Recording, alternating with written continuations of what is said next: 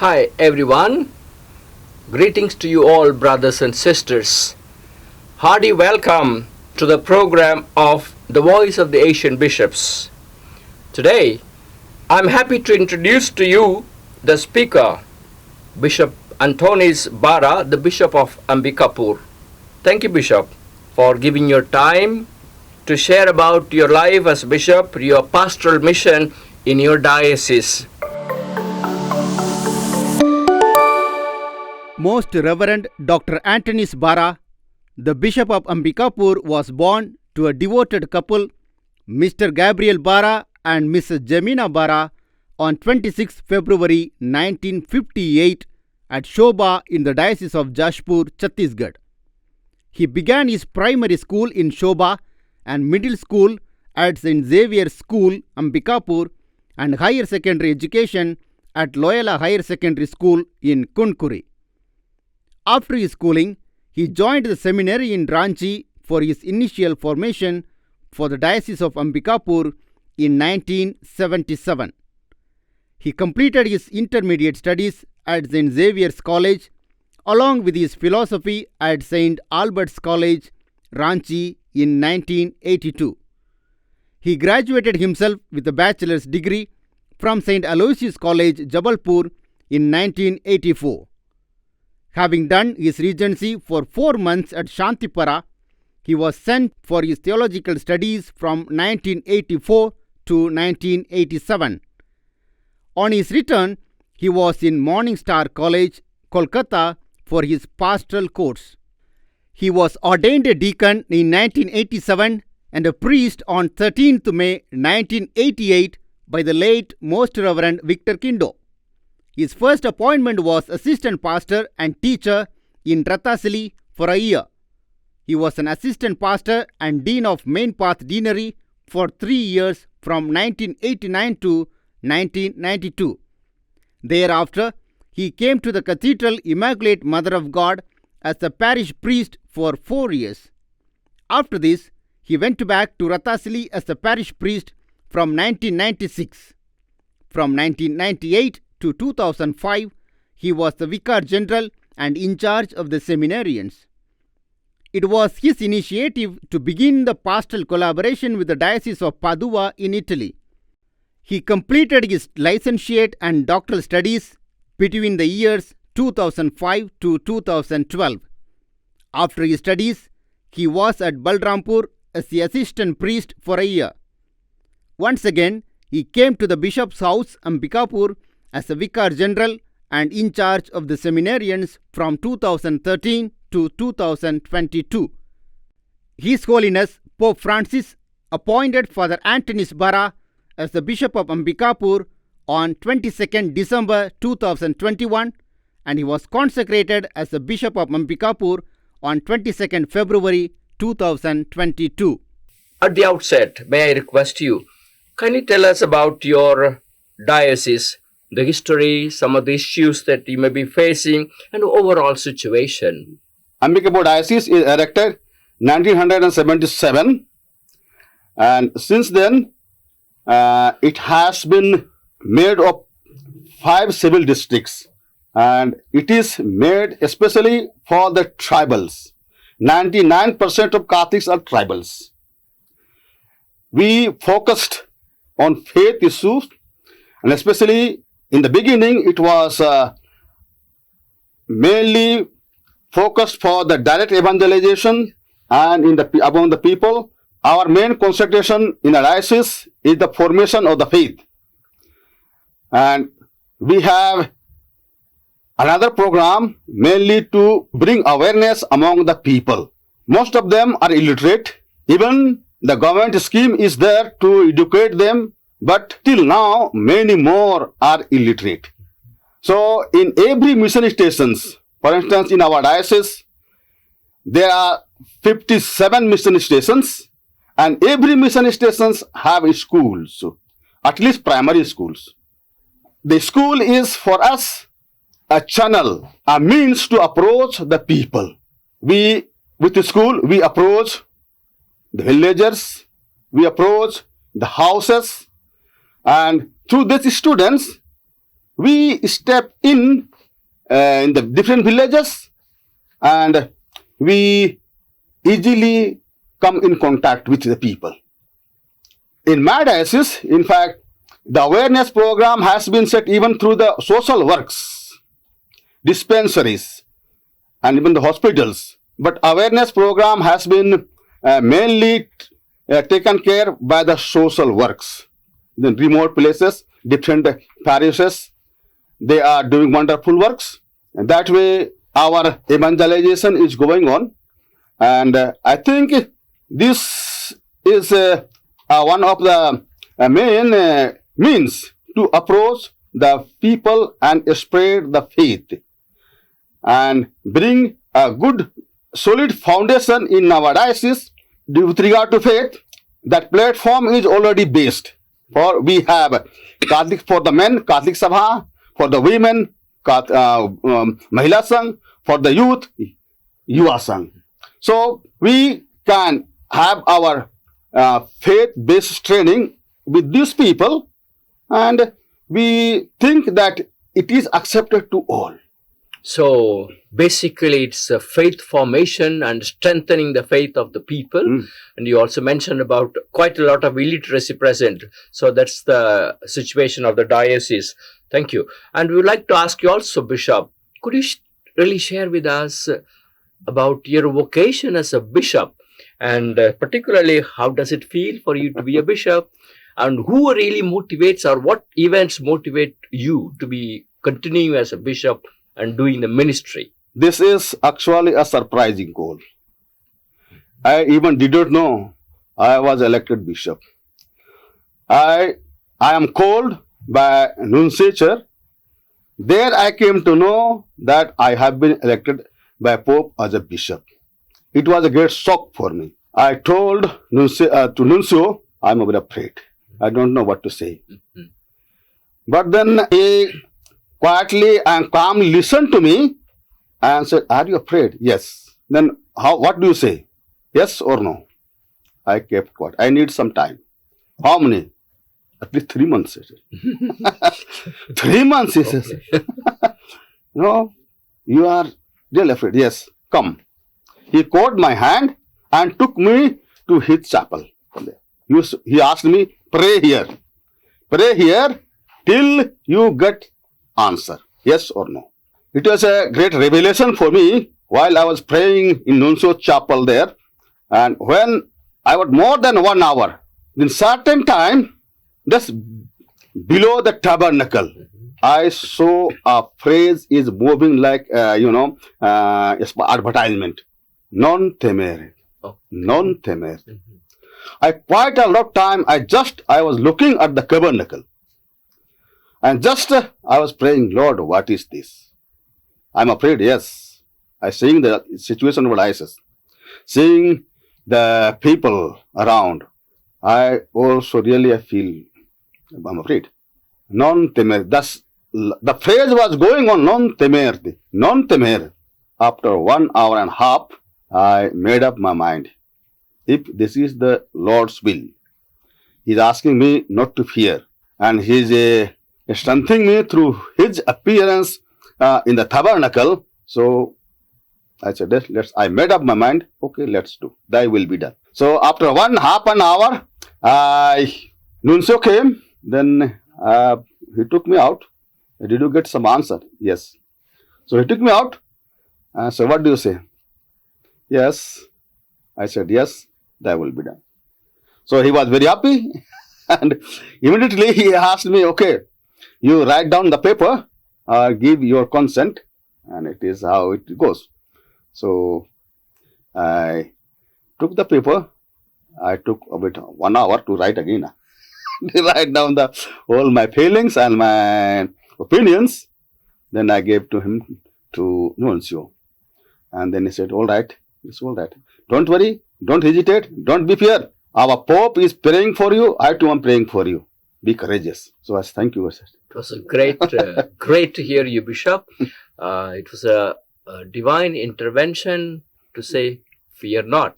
a personal communication to you from the Lord. So it was your very personal experience right at the beginning of your Episcopal inspiration, and it continues with you as you are fully now involved in evangelization, Bishop, in your diocese.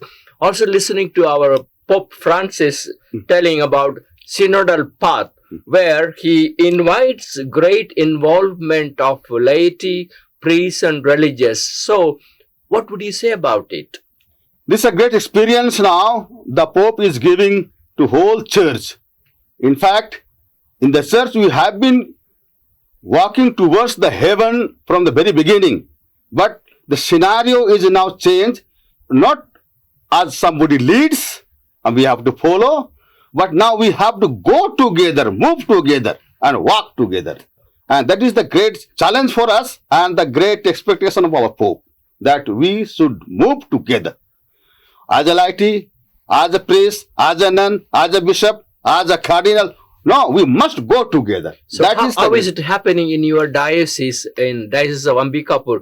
Do you see this happening? And what is the role of laity and particularly women and youth? In my diocese, actually, women, they were very active from the very beginning. And even now they are very active. More than men. Huh? So, and the youth, now we have different youth groups. Like CLC, Jesus Youth, then YCM, and so they are, especially Jesus Youth, and even CLC is very active now, and we're planning now, every now and then, for them some workshops, some meetings, and even some seminars.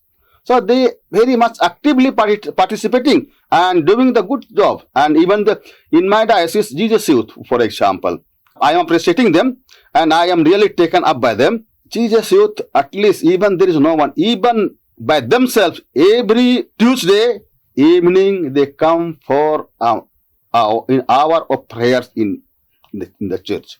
Even there is no priest, they do it. They come among themselves. And that shows me their commitment and the strong faith in Jesus. So church in your diocese is very vibrant, very alive. So this is really a very good news. So on this sense, moving on further, Bishop, what are your plans or dreams for your diocese? I'll say in the next 5 years or so, how would you like to see your diocese? I'm really focusing my view to make a vibrant community all over the diocese. For example, by BEC community, that is very good means to approach the people at the grassroots level. BEC that takes us to reflect on the community and reflect on the life of the people. So that is very active in Ambikapur parish itself, though it is not as spread all over. But I'm thinking to make it the wide range, in all diocese, that in every parish, in every deanery, the people should take up this program, BEC program, and realize the love and the concern of the risen Lord. And that gives us the real meaning of the life. And in diocese, we have 9 deaneries and 54 parishes. I will be very happy if whole parishes and all deaneries will take this program slowly and make it a vibrant. So thinking with you, I want to ask, do you have any specific plan, say for youth empowerment or women empowerment and faith improvement? There must be always a scope to make an improvement. So youth is doing well, but I think it is not much spread everywhere. Youth in Ambikapur is very active. I would ask the youth director and even the animators to move out to other parishes and other deaneries. And similarly, the women, they have already started to move to the different parishes, and they are trying to organize the women, and they are trying to strengthen them and take some challenge and take the movement to to the people, even at the diocese level, even at the regional level and the national level. Okay, thank you. And Sant Papa is telling the whole church, the global church, about the dialogue, triple dialogue. He mentions a dialogue with the religions, dialogue with the cultures, and dialogue with the poor people. And so even FABC also is trying to encourage this. How is it happening in your diocese, Bishop? Dialogue, triple dialogues, that's very meaningful. And in my diocese, there is not such separate entities. These three entities are together. Okay. Of course, they are tribals of poor. So we always meet with the poor and we always mingle with them and we have always dialogue with them. And they are the one to accept the faith more easily, I would say. And with the women, they are the main channel to reach the people. As we say, no, in Hindi we say, पुरुष की पहुंच आंगन तक है, महिला के पुरुष चूल्हा तक है. So that's when we go and we can approach to the courtyard of the house, but the women, they go inside the house. Okay. And they have more power and they have the more, they have more opportunity to influence the people in the societies also. And the youth, they are the vibrant people. They are mixed up with everybody. There is no barrier. So they easily mingle with the other group of the youth and they easily talk with them. They just have a company with them and they really enjoy with each other. Thank you very much, Bishop. And also would like to ask, because we are talking about evangelization, there's one more thing strikes here. What is your experience in the diocese about ecumenical relationships with the other denominations, and is there any sheep stealing? In my diocese, they are sheep stealing, of course. I see. But we don't mind. Okay.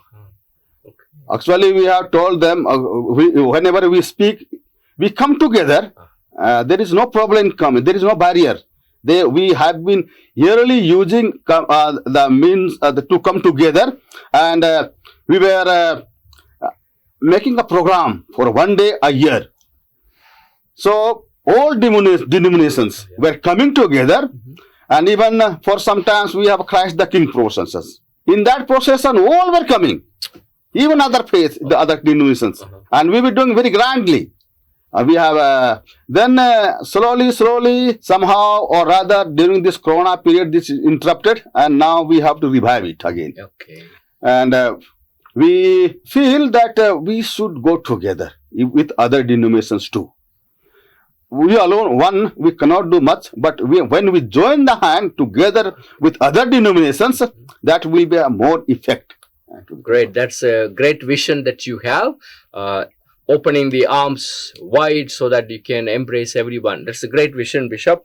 And in this endeavor, I also want to really ask you, what are the major challenges you see in your diocese? And if there are some, how do you face them? The major challenges are there, many challenges. I think these challenges may not stop us going to the people and evangelize the poor.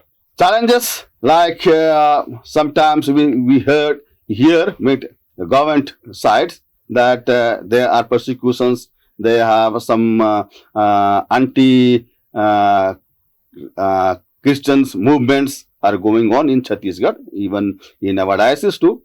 And for sometimes in Balrampur district there was a prayer service going on, and many other anti-element social came to there and they disturbed the prayer. Those who were praying, they are beaten up and they are put in jail. And for such simple people and simple faith, actually that frightens us. Actually, we must come together and make the government to know that what we are doing is not a conversion. They join everything to the conversion. Even the prayer, they are doing the conversion. Prayer is a human right. we can pray to God. It's not a conversion. People are hearing the prayers and they are attracted to pray. Let them pray. We are not converting them. We are not converting them. So, this simple religious ceremonies, even sometimes like praying together, coming together, praying in the house, they are objecting that. Actually, I feel that is not freedom. Not freedom. So you see that as a baseless fear and useless prejudice, but harms the people who pray. Bishop Swami, given the nature of your diocese, people would like to move to the cities and towns so that they can improve their life, education, and standard of living. And so there are lots of migration happening, and not only your place, all over. So in Chhattisgarh region, within the church and in your diocese, what plans you have to meet this difficulty people are experiencing? See, nowadays, migration is very common factors in Chhattisgarh and even in my diocese. See, many are attracted to go to cities because of job, because of livelihood. They see the people coming from cities or towns or other places, they are attracted. And here in Chhattisgarh, they are mostly depended on agriculture. And agriculture, that means nowadays when they study and they are educated, they look for a job, and especially for the government jobs. And even they are not getting the government jobs, but they look for the survival, to work something. In that respect, many youth are going to towns and cities, even in other region, to work. Even for the menial work, they are going to south or somewhere else and to earn for livelihood.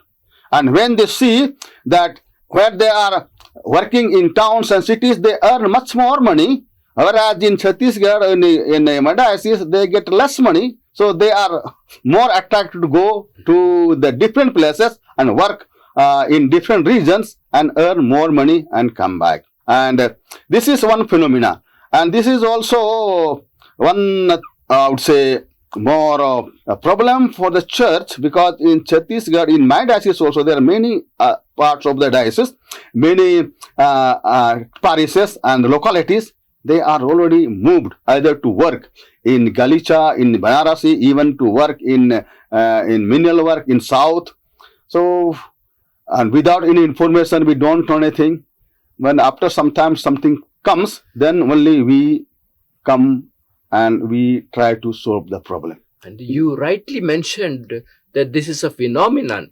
So, widespread experience among the youth. So, in order to preserve these young people migrating from villages to the towns on maybe three aspects, like social, cultural, and faith aspects, or even moral aspect. What plans you have within your diocese or in the Chhattisgarh region? See, this is we cannot stop this. We have to take a measure. So we are planning now to give each parishes to the parish, to give some information to the parish priest, so they can survey the people of the villages, those who are going out for the job. They can write down their name and inquire their parents, where are they going, what are they doing, and how they are practicing their faith in their place where they are shifted. So then we will inform the respective dioceses in everywhere. So to please take care of, these are our people, the Catholic people. They are gone for the work. They are, you see that they are well and they are doing well, and take care of the souls especially. So in that way, we are trying to make one program. Thank you very much, Bishop, for your valuable sharing and the visions that you have for your diocese and even for the whole of Chhattisgarh region. So thank you. And finally, I would like to ask you, Bishop, what message would you like to give to your listeners, our brothers and sisters? I am very grateful to your channel, and I'm happy that I have got this opportunity to share my faith and the faith of the diocese. That is very much appreciated. Now, pray for us because we are the new diocese. It is not even the 50 years. So we are growing, and with your help and prayer, we can achieve more and reach the people and proclaim the good news to every corner of diocese. Thank you very much. Thank you very much, Bishop Swami, for your very inspiring sharing and very authentic experience of the Lord's voice as you began your episcopate and sharing with us very beautiful faith experience of your diocese and your own experience. Thank you, Bishop Swami, for sharing very valuable information and inspiring thoughts. And we really appreciate your sharing. Thank you, brothers and sisters, for listening to this conversation. And we shall meet again in the next episode with another bishop. Thank you.